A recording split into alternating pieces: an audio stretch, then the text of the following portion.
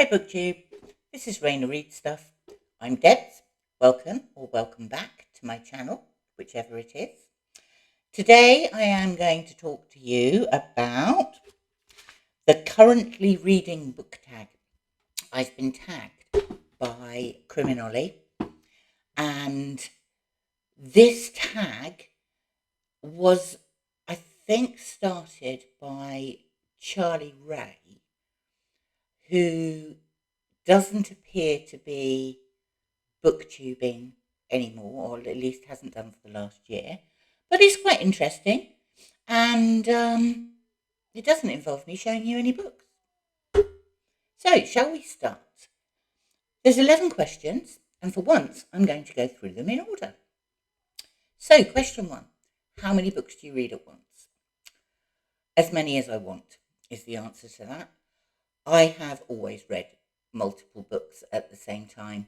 I can remember many moons ago, when I was younger, my mother yelling at me to tidy my room and saying words like, "You can't possibly read more than one book at the time." Well, yes, I could. I could when I was 7, and I still do that now. I tend to have a fiction book. Well, always have a fiction going on, and more than often have a non-fiction book going on at the same time. Sometimes I have more than one fiction. I don't often have more than one non-fiction, apart from what I call my dip-in books. And dip-in books are things like, I've got a Faber compendium of reportage sitting up there, it's huge. I have another Faber book of diarists. I have many different travel books where they take excerpts from things, or there's specific chapters on specific things. So those I call my dip-in books, and you can dip in and dip out of them as you want. Short stories as well. I do that with short stories. So they're the sort of books where you can read a section or a chapter, stick a bookmark in it, not come back to it for 2 days, 2 weeks, 2 months, because you're not keeping up with any sort of story. You've finished that part of the narrative. So, question 2. If you're reading more than one book, how do you decide to switch? Do you read a certain number of pages? Now, usually I would say no, I didn't. I would switch when I fancied switching. Particularly, I also have books of poetry on the go. So at the moment, I'm working my way through The Rattlebag, which was edited by Seamus Heaney. I might just think I fancy reading a poem, so I'll read a couple more. And when I stop fancying reading poems, then I'll move on to something else. I often get gripped with fiction, so I sit there and just plough through that. But garbaugust this month, again, the brainchild of Olly, there were a couple of things where I did set myself a certain number of pages. So there was a read-along, and I decided I was going to read 2 chapters a day for that. And there was also a Jilly Cooper book. I chose Riders, which is 900 pages long, and I thought I would read a couple of 100 pages each week. As it happens, I finished both of those within 10 days, because one I was enjoying and the other one I just thought was hilarious. So I just carried on reading, but I had set myself a specific number of pages for that, and I don't usually. Number 3, do you ever switch bookmarks while you're midway through a book? Now, I've seen other people do this, this tag, and all of them, without exception, have said, no, why would we do that? That's ridiculous. Well, I do. And the reason I do is because I don't use proper bookmarks. I have, wherever I tend to read, where my favourite reading spots, have a bunch of things like this that I use for bookmarks. So these 2 postcards that I cut up, these 2 cards that came in stuff that my husband bought me from the Moomin shop. These are all tags that were in my last delivery from World of Books.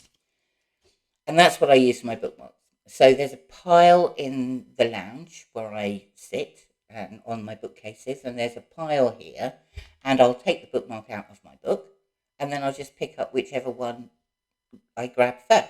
So yes, I often change bookmarks, but it's not I really must change this bookmark because I'm bored of it, or this is the time to have a new bookmark. The other thing I do is use important paperwork as bookmarks.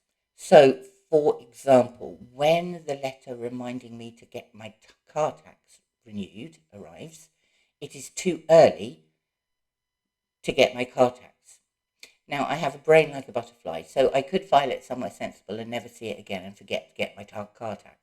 Or I could use it as a bookmark until the date that I have to buy my car tax comes up, and then I don't forget to get my car tax.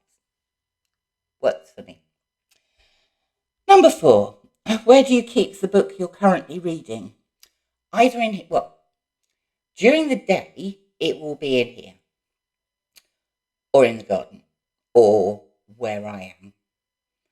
And then in the evening, I take the book or books that I'm reading inside in case I want to read in the evening. Number 5, what time of day do you spend most time reading? It used to be in the mornings until I realised that if I started reading too early in the mornings, then I got nothing else done all day. So now, I always get up early, and I might read for a little while, but I try then to do all the things that I am meant to be doing that day, general housework stuff, doing the laundry, doing some, I don't know, computer stuff or whatever, and then start reading again.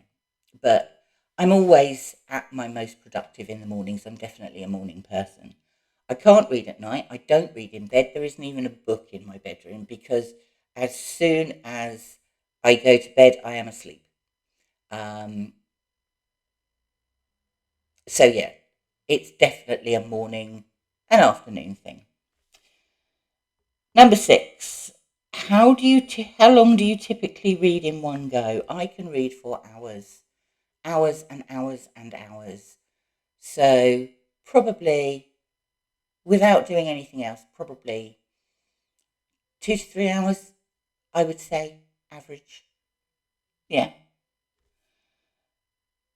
Number 7, do you read hardcovers with the dust jacket on or off?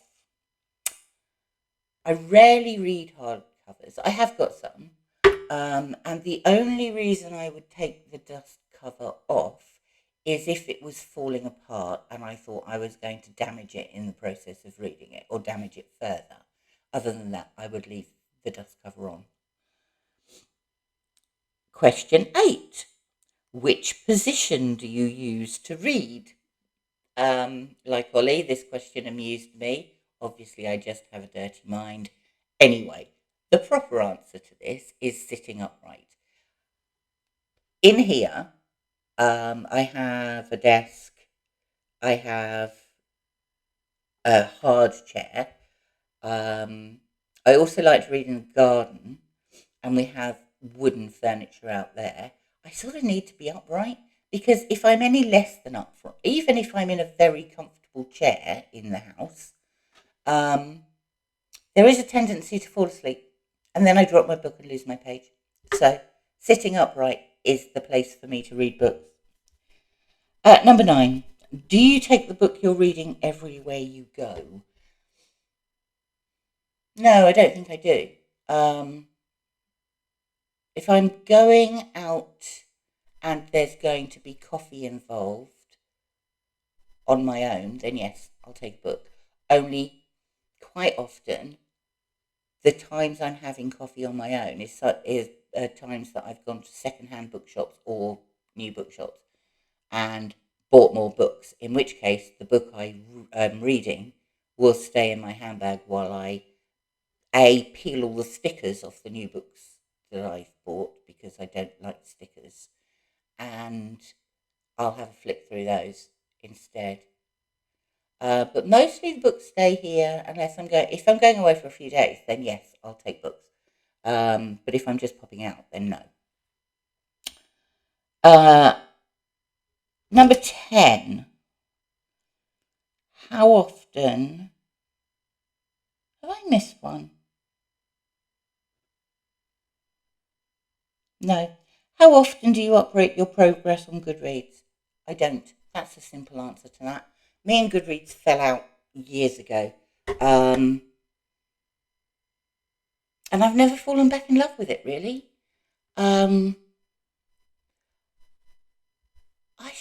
don't know. I just found it awkward and cumbersome, and it didn't do what I wanted it to do instantly, and so I gave up on it. I have this. I have hard copy of all the books that I read, and also I track them on my laptop. But I don't use GoodReads anymore, and I can't see me trying. The final question is, who would I like to tag? So I think, well, I was going to tag Alex on the bridge, but Ollie's already done that, so I won't. I am going to tag Roy at Roy Reads Anything, Nettie at Digging Books, and Fred at Read by Fred, who all of those channels I love, and I would be very interested to hear what they wanted to say if they wanted to do the tag. And if they don't, it doesn't matter. Thank you for watching. Thanks for stopping by. If you like the video, please press like. If you'd like to subscribe, I'd love to have you around. And I shall see you again very soon. Thanks for watching.